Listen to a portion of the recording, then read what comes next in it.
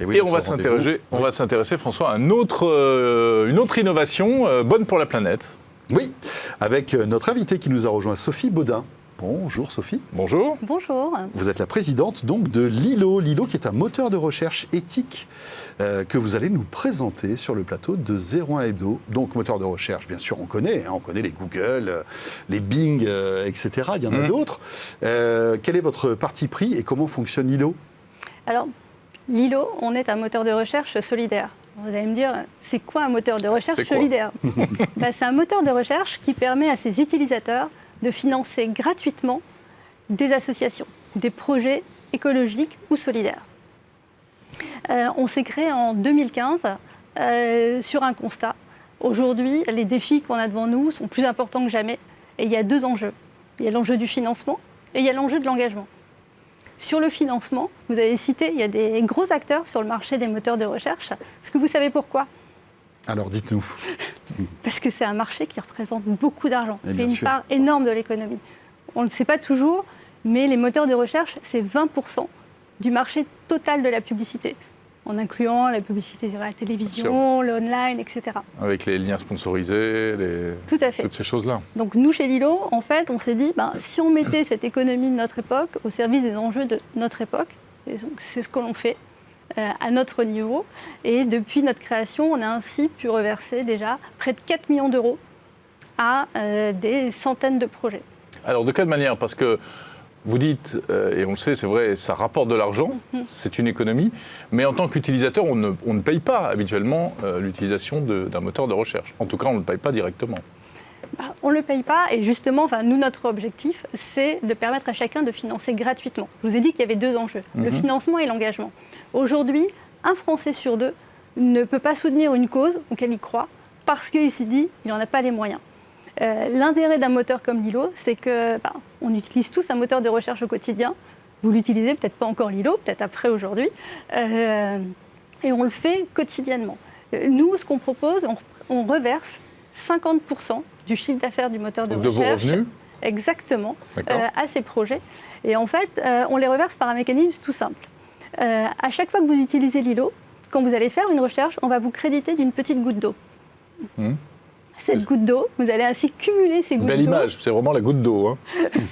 C'est la goutte d'eau, mais c'est l'image du colibri. On pourra y revenir juste après. Ouais. Et ensuite, ces gouttes d'eau, vous allez pouvoir les reverser aux projets socio-environnementaux de votre choix. D'accord, donc on choisit à quel type de projet on veut, on veut faire bénéficier, et c'est quel type de projet précisément ? Exactement, en fait, vous avez des centaines d'associations qui sont sur Lilo. Une partie, la plupart de nos utilisateurs financent en majorité des projets écologiques.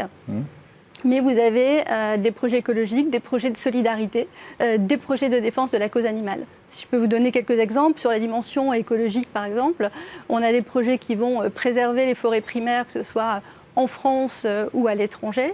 On finance également la réalisation de rêves pour des enfants malades. Et puis comme on est sur une émission plutôt tech, on a aussi des applications un peu innovantes, comme l'application SoftLife, qui crée le plus grand réseau de citoyens sauveteurs, ou encore l'application AppL, qui lutte contre les violences faites aux femmes et leur propose aussi un outil très concret pour se préserver. Vous les castez, les associations, où elles sont sûres, on est sûr qu'on donne à une bonne association, et pas à quelqu'un qui se cache derrière pour se faire de l'argent facile ?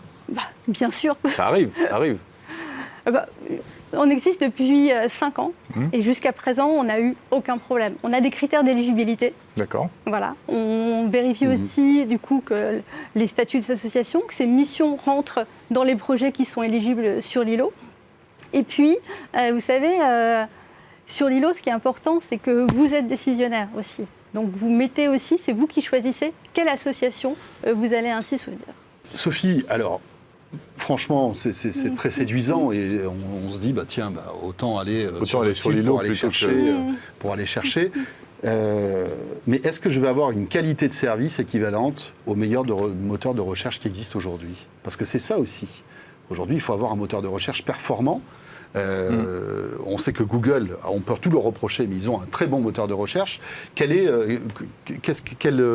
sont les bases en fait de recherche de Lilo ? Alors, nous, c'est très simple. On utilise, en fait, on a un partenariat avec Bing de Microsoft. Voilà. Donc, je pense qu'aujourd'hui, tout le monde fait confiance aux résultats de Bing de Microsoft. Voilà. On est un peu le MVNO des moteurs de recherche, si vous voulez. C'est un peu comme quand vous prenez un forfait mobile, vous pouvez prendre un forfait directement chez Orange, ou vous pouvez avoir une offre qui va correspondre par son modèle avec un autre opérateur. Donc voilà, donc nous, on a ce partenariat. On a aussi un partenariat avec Page Jaune pour les résultats locaux. Voilà, donc on sert ainsi les résultats. Aujourd'hui, ce qu'il faut savoir, c'est qu'il y a combien d'algorithmes de moteurs de recherche dans le monde ? Ouf, je sais pas. Beaucoup ? Pas beaucoup. Pas beaucoup, parce qu'en fait, pour être pertinent, il faut avoir une base de données énorme. Et aujourd'hui, on pourrait se poser la question. C'est vrai que théoriquement, se dire on fait notre algorithme, on fait notre index, je pense que c'est extrêmement satisfaisant intellectuellement, mais aujourd'hui, c'est pas réaliste.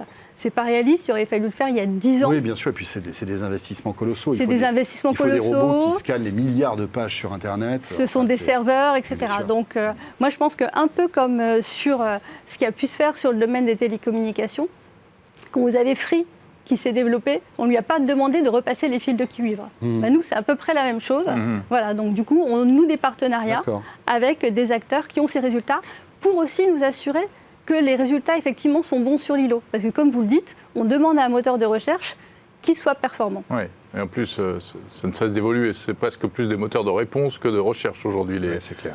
Il y a un autre parti pris sur Lilo, c'est que vous n'exploitez pas les données d'utilisation des utilisateurs.